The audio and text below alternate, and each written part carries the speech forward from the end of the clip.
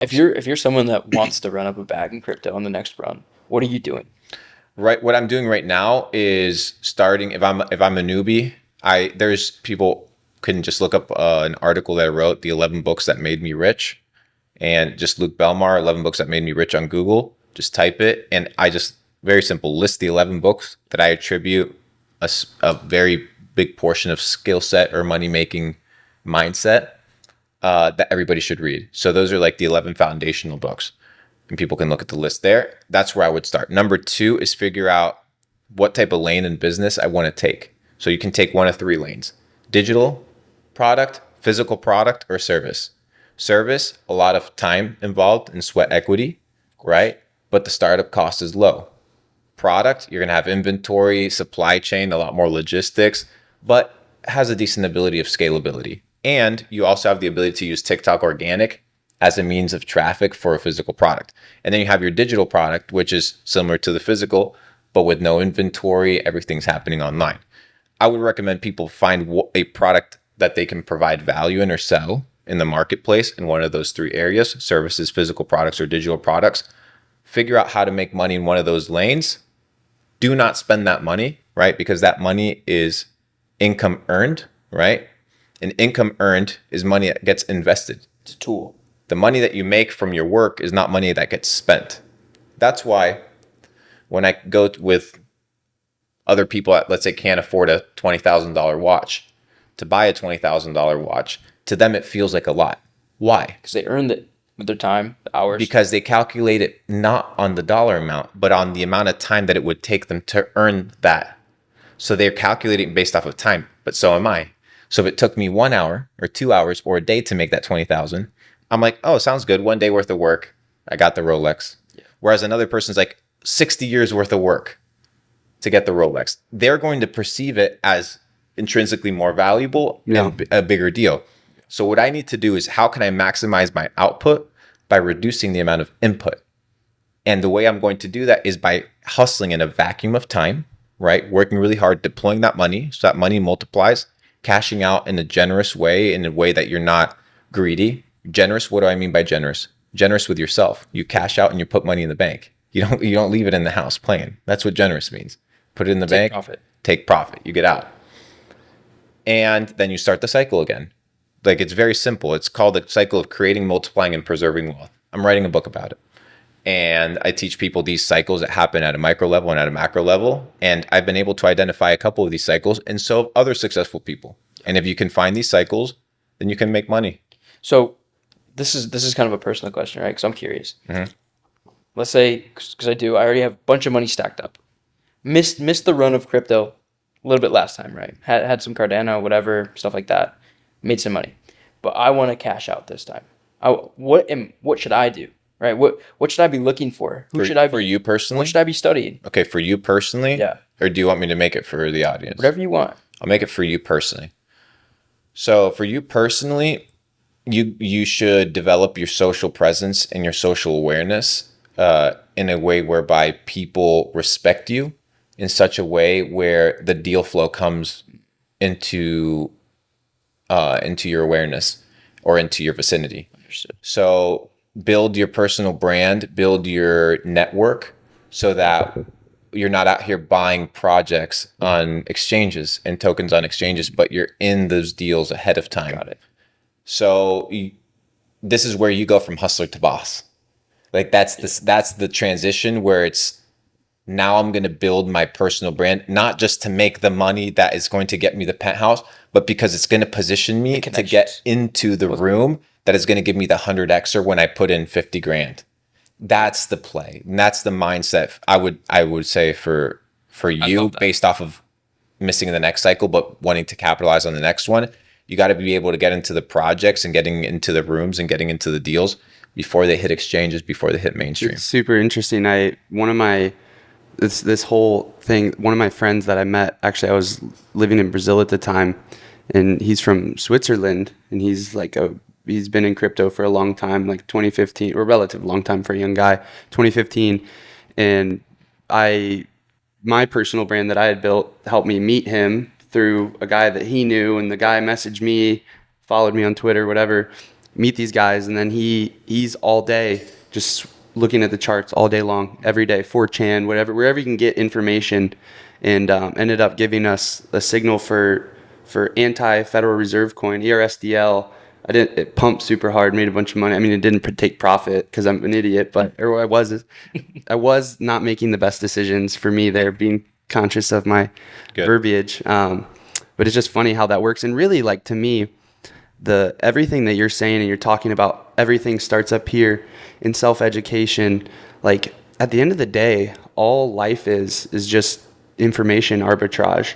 And it's really funny too, you see in the internet space where people think that, you know, like, for example, they'll look at somebody who is selling an info product, right? And they're like, oh, that's a scam.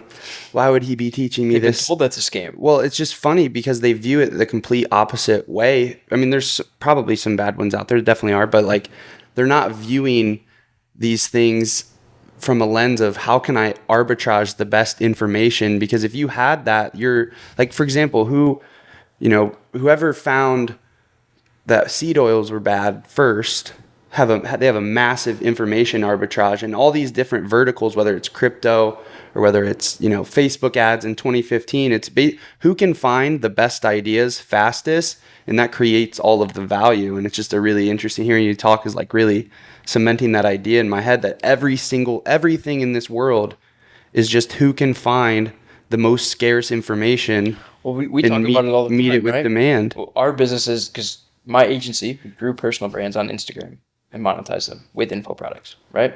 And we've been able to arbitrage that information because we were in the game gathering the information ourselves, building the theme pages, doing all that into this product now, which is our consulting product that nobody else has. And we have a process that nobody else has because the people that are even trying to compete with us are a year behind because we've put that distance between ourselves. Mm-hmm. So that's a perfect example of it. Yeah, it's just a really, I don't know, the way you're describing all of these things is just like really resonating with me. It's all information arbitrage. Same thing with me with like, I have a fitness company, and that's really how I got started before I was building brands on the internet and got really good at marketing and content, all these different things. That's why I was successful. Like, I had information arbitrage. I knew things like GOTA or like some of this esoteric health stuff, you know, eating raw food or carnivorous sort of animal-based sort of stuff. Like, I had access to that niche information before everyone else did, which therefore made that information valuable. Marketing hit way harder. Yeah, it hits way harder. It's really interesting. How do you think, so you mentioned positioning your personal brand to be able to let that deal flow come to you, and to me, information networks being really the only thing who can find the best information. I want to hear the intention behind how you position yourself so that these things happen, and how do you go and find that scarce information, or where do you look to be able to have that arbitrage for yourself? I pay the smartest people. That's it. Money talks. Like, I know it sounds insane, but I pay informants for information. People that work at companies, I pay them for information. It's not illegal. It's not wrong. Hey, what's happening? And I'm not talking about just investing. I'm talking about just in general. Money talks. So you go to a restaurant, you pay the security guy, you pay the host, and you pay the server $100 each. Now, every time I go to that restaurant, I don't have to wait. Now, for you guys, why is that guy going to give $300? For me, it's like, well, I give $300. Now I save 20 minutes every time I go there, and everybody knows me. So it's not just information arbitrage, but it's also positioning arbitrage. Understanding that the information is important, but you must act on the information. You need to position yourself. You need to utilize it. There's a lot of information out there as to how to succeed, or how to do well, or how to get to the next level. But it's extremely important to not only understand the information, but understand how to position yourself.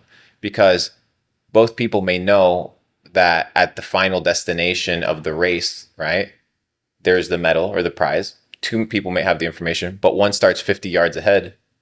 The position is at an advantage. No. So it's not just information arbitrage, but it's also positioning arbitrage. And if you can combine both, for example, What is a positioning arbitrage? Let's say you're Chinese, right? Positioning arbitrage, you get a better communication relationship with the supply chain, with the suppliers, right? So you have a positioning arbitrage, not just an information arbitrage because of language, but also a geographic arbitrage. So what do? Instead of going out and figuring out how I can get a third party logistics company to work with me through AliExpress, I literally just go find and pay somebody who's already positioned and has the information in China to be my personal middleman. So now I have a right-hand woman literally going to Shanghai ports and telling me what are the hottest products that are being shipped in and out of the country. It's like, the fuck am I going to do product research? My product research is on a different level, brother. I'm product researching the inventory, the count of the boxes that are going out and figuring out what is viral, what is working, what is not working ahead of time. What are the factories producing? I know it sounds insane, but it's not insane because people are doing this at the next level. Let me give you the example. There's a billionaire known as Ray Dalio.